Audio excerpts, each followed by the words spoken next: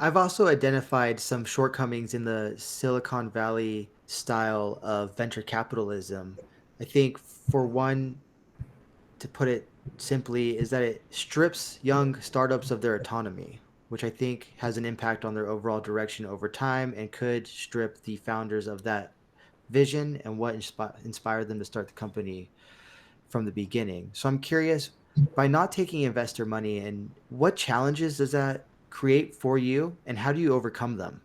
Sure. So I think what you just said about stripping uh, sometimes the mission and goals of why a company starts out in the first place, because then they get aligned with people that they need to be beholden to, or they need to be providing returns to, or they need to be literally responsible for maximizing what they're doing at the expense sometimes of their mission and their goals initially. And it happens, I think, quite frequently. It happens, I think, more than it doesn't happen.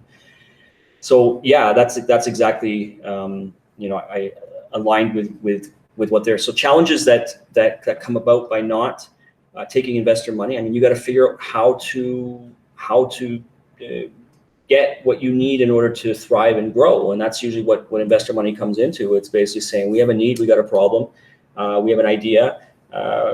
Someone says, I believe in your idea, and they give you money, and you carry it out. But a lot of times you have to then abide by what the expectations are of the investors.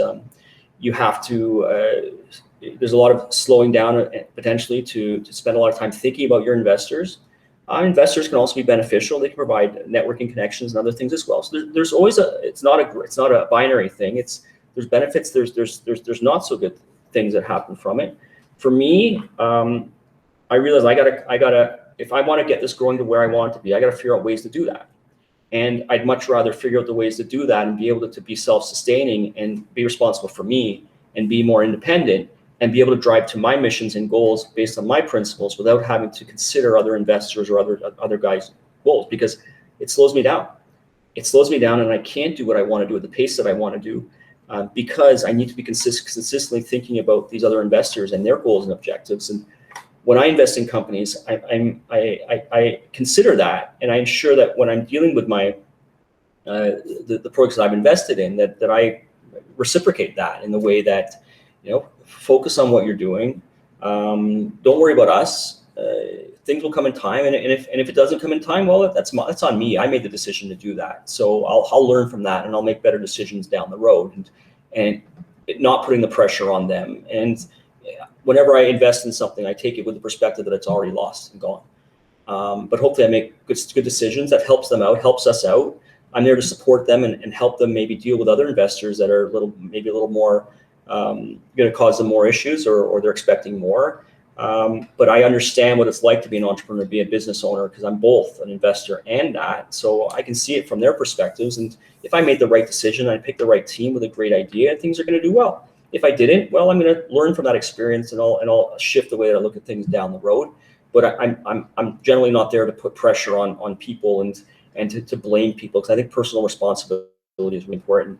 And I think everything's a learning lesson as well. So I've made a lot of bad decisions. I've made a lot of mistakes. I've made good decisions, and I've done things, identified things really early that have done really well. So it's not that you're one thing or the other. I think if you can make more good decisions than bad decisions, you're doing a good job. And the goal is to try to make as many good decisions as possible, and learn from your mistakes, internalize them, and hopefully provide better, as you're going along in life, picking up these tools, picking up these principles and things that you can then see, hey, I've been involved in this situation before, I've learned from it. Now I'm going to make a different choice, which will hopefully lead to a better outcome. You've been listening to the Gold Silver Bitcoin podcast. To listen to this episode uninterrupted, click the link in the description or go to goldsilverbitcoin.com and shop our selection of precious metals, blockchain tools, and survival gear. Thanks for listening, and remember, it's your choice.